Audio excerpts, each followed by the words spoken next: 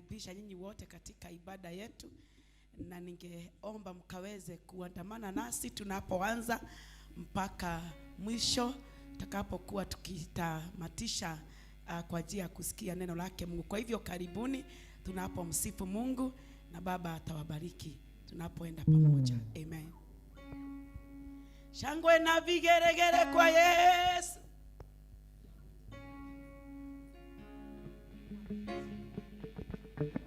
Pigieni Yesu makofi, shangwe na vigeregere.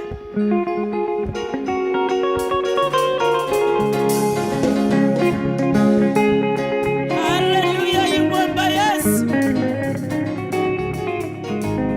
Pigia Yesu makofi.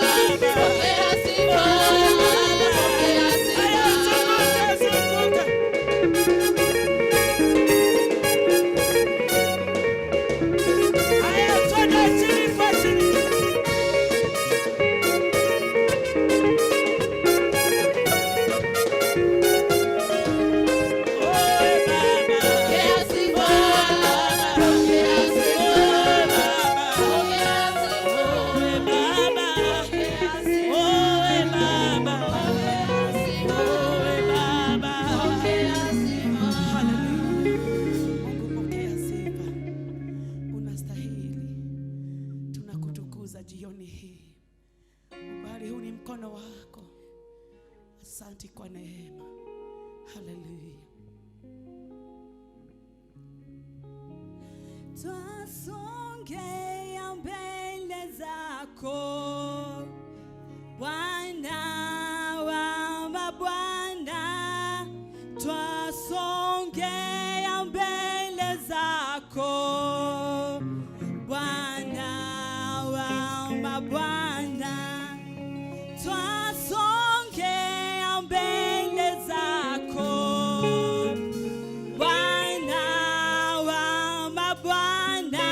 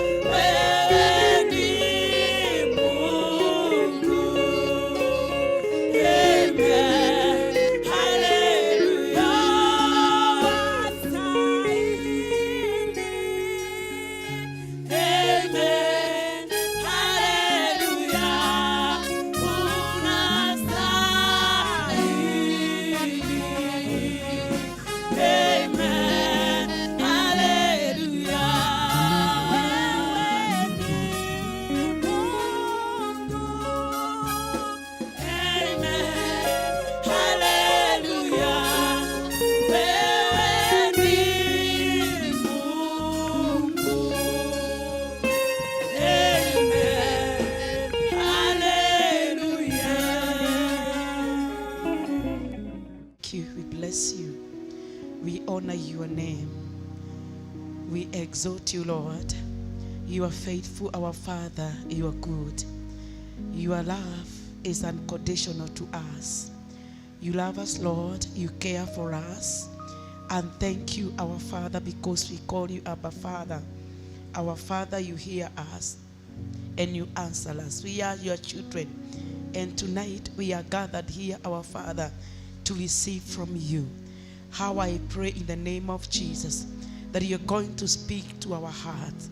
Ebenezer, you are going to prepare our hearts so that your word can have a place in our hearts in the name of Jesus.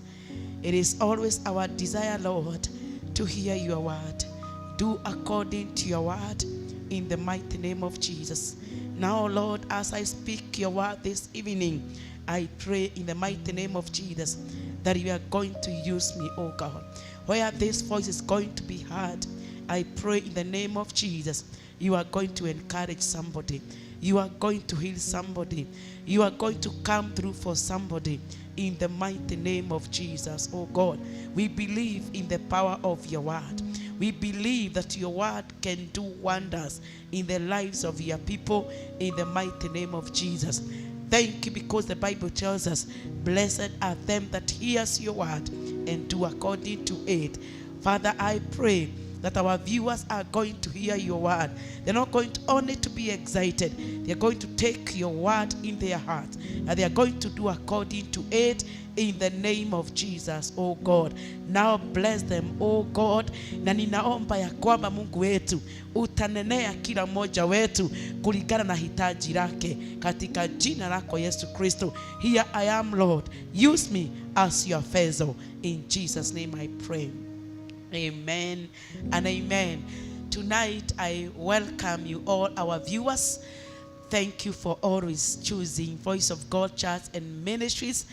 I believe the Lord is going to bless you tonight, and I would urge you to prepare yourself so that we can hear what God has for us this evening. I'm Pastor Leah Kinyanjui, and I love the Lord as my personal Savior.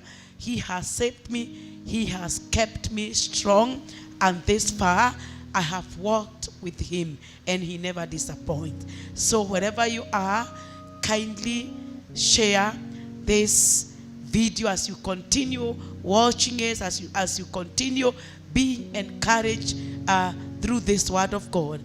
It is always good to share to another person so that he or she can be encouraged from the word of God. Amen and amen. Tonight, I want to share the word of God in the book of Luke, chapter 15, about the prodigal son. And my title is Understanding Your Possession. And I want us to see these two sons, the older and the younger son, and what we can learn from them. I want to start by saying this: as a believer, it is always good to understand your possession or your stand in the Lord. And I am going to read from verses 11 to 32. Let's walk together. Jesus continued, there was a man who had two sons. The younger one said to his father, Father, give me my share of the estate. So he divided his property between them. Not long after that, the younger son got together all he had, set off for a distant country, and there squandered his wealth in wild living. After he had spent everything, there was a severe famine in that whole country, and he began to be in need.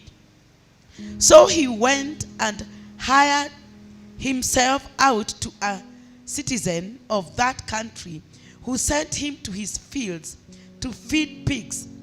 He longed to fill his stomach with the pods that the pigs were eating, but no one gave him anything.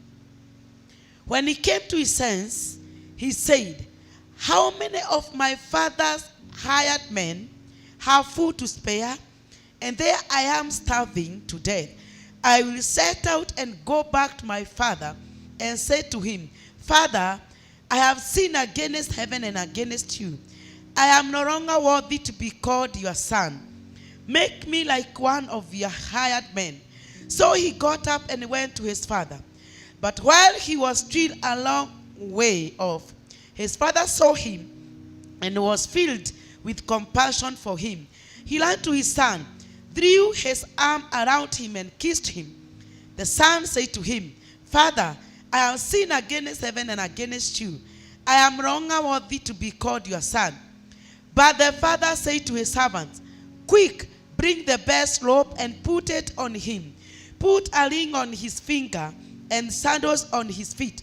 Bring the fattened calf and kill it. Let's have a feast and celebrate.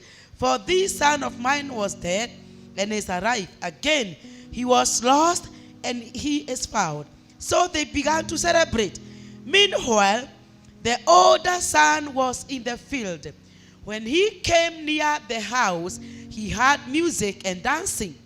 So he called one of the servants and asked him, what was going on? Your brother has come, he replied, and your father has killed the fattened calf because he has him back safe and sound. The older brother became angry and refused to go in. So his father went out and pleaded with him. But he answered his father, look, all these years I have been slaving for you and never disobeyed your orders. Yet you never gave me even a young goat so I could celebrate with my friend. But when this son of yours who has squandered your property with prostitute came home, you killed the fattened calf for him. My son, the father said, you are always with me, and everything I have is yours. But we had to celebrate and be glad, because this brother of yours was dead and is alive again. He was lost and he is found. Praise the name of the Lord. I want to share briefly the word of God. And I want to talk about understanding your position.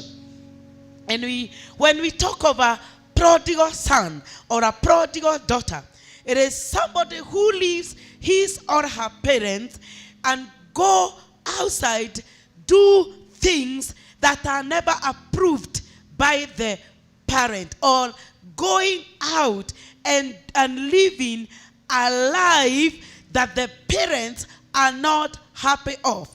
And this is what happened to this prodigal son. But I want us to learn several things from the prodigal son and the older son. One of the things that excite me is that even though this son was prodigal, he knew he had an inheritance in his father's house. Praise the name of the Lord. He knew that he had an inheritance, despite him being referred as a prodigal son. And that's why he had confidence of going to the father and telling him that, Father, I need my share. Number two, this son, he was extravagant. When he was given his share, he went and spent all the money, and he had no plan. So he used the money, na wakati alitumia pesa, pesa iliisha. Number three, the life became hard for him. Because after using all the money, now he was feeding on the food of pigs. Number four, about this son, he needed restoration. And that's why he sat down and said, I am going to go to the father. Verses 20. What does the Bible say? So he got up and went to his father. He sat down and thought, I have eaten all the money. I have misused all the money. Now, what is remaining of me? It is to go back to the father. Now, to the older son, he did not embrace his inheritance. When the younger brother asked of his inheritance, he was given, but him, all what was remained belonged to him, but he did not know that. Number 2, he worked for a pay like the other servant. Why am I saying this? When the brother returned home, his father looked at him from afar. Let me read that first. Verse 29. He looked at him from afar. And when he saw his son, now the prodigal, the lost son, the father, let me start from verse 21. The son said to him, Father, I have sinned against heaven and against you. I am no longer worthy to be called your son. Now this is the prodigal son. When the father saw him from afar, he embraced him with compassion and with mercy. And the son said, I don't deserve, I am not worth to be one of your sons. But the father said to his servant, Quick, bring the best robe and put it on him. Put a ring on his finger and shadows on his feet. Now this is the father. When the son came back, remember, I'm talking about now the older son. Why am I saying he worked for a pay? Why he worked for a pay? When he heard all the noise, he called one of the servants. Na akamuuliza, what is happening? Because I can hear noise, I can hear celebration. And one of the servants told him, verse 29, but he answered his father, look, now this is the son. I am saying he was working for a pay. And he was working with the other servant. And that's why when he heard there is a lot of celebration, he asked one of the servants, what is happening? And the servant said, your brother has come. He replied, and your father has killed the fattened calf because he has him back safe and sound. This is the son. This older son did not understand how kuelewa his possession. Kwa nini? Because when the son left, he had all the opportunity to build up the relationship with the father. And that's why he was murmuring. He became jealous. When he heard that the father has slaughtered a goat for the celebration because the prodigal son has come back. And why this? He had no good relationship with the father. Why? When the prodigal son was given his share, he had all the opportunity. He had all the time to work hard for the relationship, for his relationship. And that's why the father was even telling him what has happened. Because for him, he was very busy working in the farm. Praise the name of the Lord. Another thing about the older son, he did not know his right. Why? His father was the one who was reminding him. Verse 31. My son, the father said, you are always with me, and everything I have is yours. Can you imagine? He was left with the father, but he did not know his right. His father was the one who was reminding him. Praise the name of the Lord. And I want to ask you this evening, do you really know your possession in the Lord? Do you know your Father? Have you cultivated your relationship with God? How is your relationship? Because when the Father saw, he welcomed the Son, the lost son, and the prodigal son repented. And the older son became furious, alikasirika, to a point the father was the one who was reminding him that we were with you. All what is here belongs to you. One thing that excites me about this prodigal son, despite him being a prodigal son, he knew his inheritance. He knew that in his father's house, there is an inheritance for him. Brothers and sisters, I want to ask you, do you really know your possession in the Lord? Praise the name of the Lord. Remember, the father was willing to give him his possession, kwa sababu aliuliza. And when the son came back, the father embraced him with love. Two things I want us to learn from this. One, you must know your father. You must know who is your father. Because the son knew his father. And that's why he came back to him. Let's read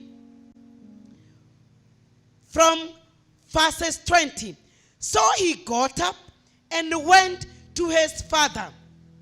The son got up and went to his father.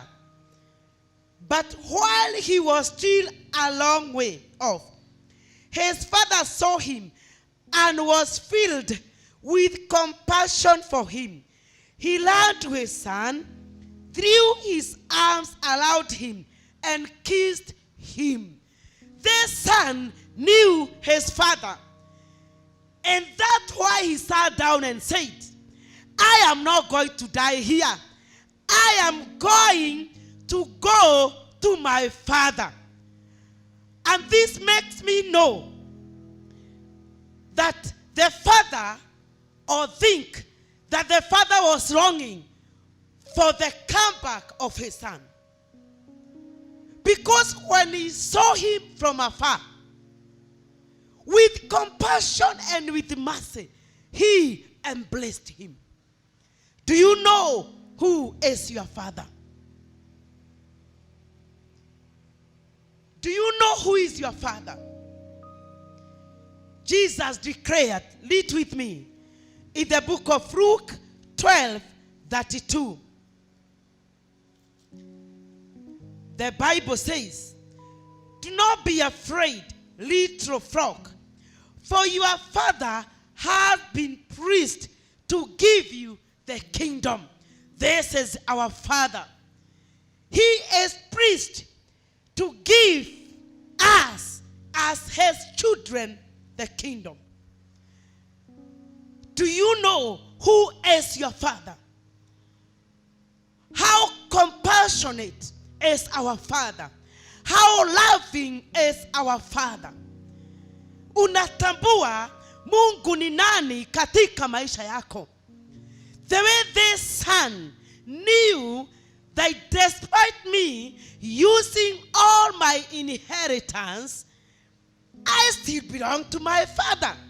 I am going to go to him. And he went to him. Praise the name of the Lord. This is the prodigal son. Number two, how are you cultivating your relationship with your father? As other friends, kama marafiki, ndio tukue marafiki, we spend, or you spend time, more time with that person that you call friend.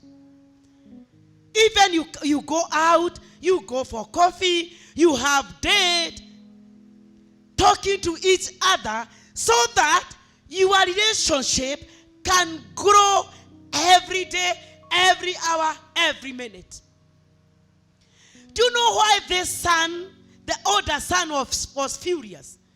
Because when the younger son was given his inheritance, he was also in the field working with the servants.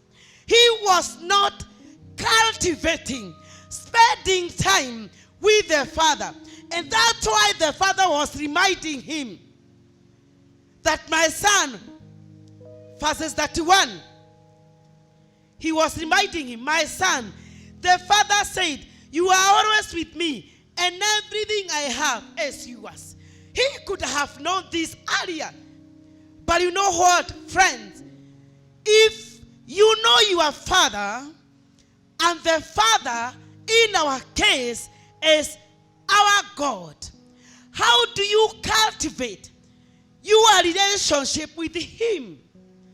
How is your relationship going to grow every day, every hour? Number one, you must learn to talk to him. How do we talk to God? We talk to God through prayers. Bwana asifiwe. You must learn to talk to God. And how do we talk to him? Through prayers. Pray without ceasing. Every day, every hour. Make God knows what is in your heart, what you need, what is your desire. Praise the name of the Lord. Because the more you talk to God, the relationship grows. In the book of Matthew 21:22, let me read. What does the Bible say? Matthew 21, verses 22. The Bible says, if you believe, you will receive whatever you ask for in prayer. Praise the name of the Lord. If you believe, whatever you ask for in prayer, it shall be given unto you. Brothers and sisters, I want to challenge us this evening. Let desire to cultivate our relationship with our Father, that is Jesus Christ. Number two, learn to study the Word of God. We can learn about our Father by dwelling more in His Word, reading His Word. In the book of Matthew 11, what does the Bible say? Matthew 11:29. Take my yoke upon you and learn from me, for I am gentle and humble in heart, and you will find rest for your soul. Take my yoke upon you and learn from me. And how do we learn about our God? He is gentle and humble in heart. We learn all this in His Word. Bwana asifiwe. Follow Christ.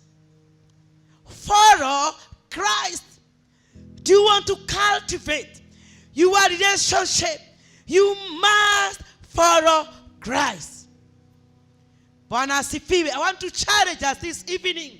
Follow Christ. Because when we follow Christ, what happens? Our relationship with our Father will grow every day, every hour, every minute. Praise the name of the Lord. Number 3, do you know that you are always with your Father? Do you need to be reminded that you are always with your father. Remember, the son, the father had to remind him. The father had to remind him, despite him being left by the younger son, he was given his inheritance. And this was an opportunity for the older son to cultivate his relationship with the father. But the father kept reminding him again and again. Verses 31, he kept reminding him. Now reminding who? Reminding the older son.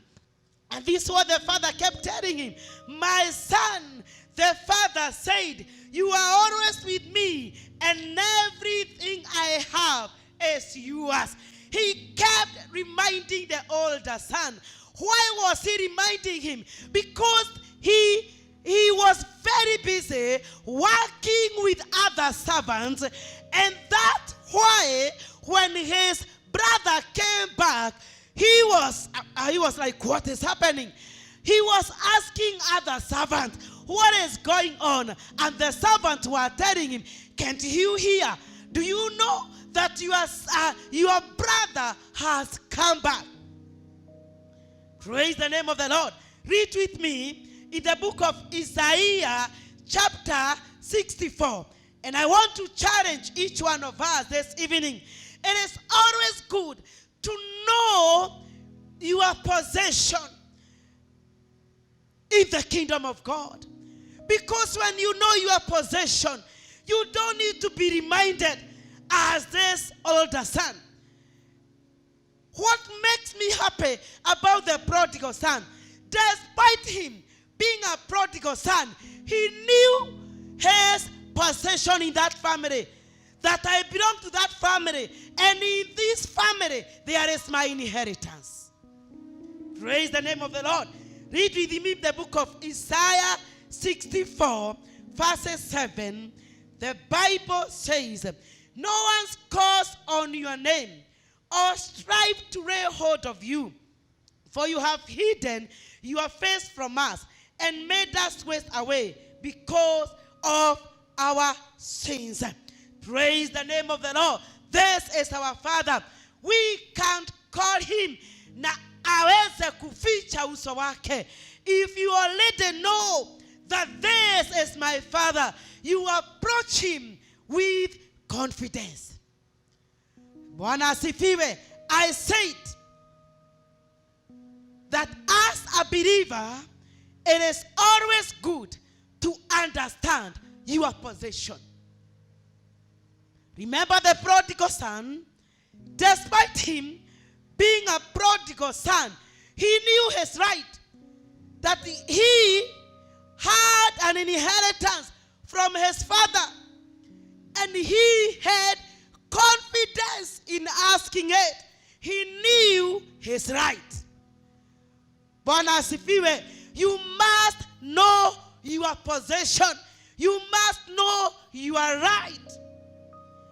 When you know you are right, you approach the Father with confidence.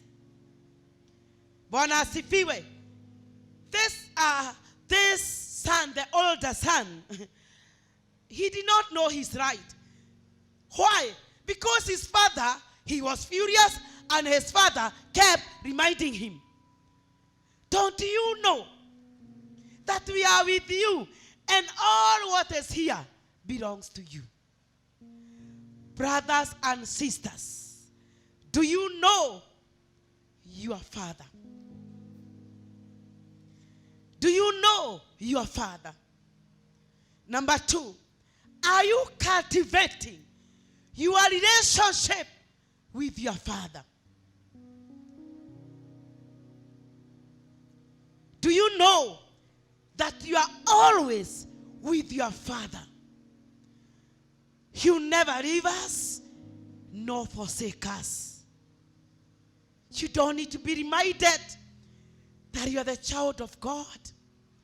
It has to sink in you, if at all you know or you are born again. Know your possession. Know your father. What made the son going back? It is because he knew that despite me using all my money without a plan, as living an extravagant life, aliishi maisha ya kuponda tu mali, life without plan. He knew that still I have a father. And that's why he went back to his father. Our father is so loving. He cares for us. Know your father. Don't be like the older son. He was left by the younger son when he was given his inheritance.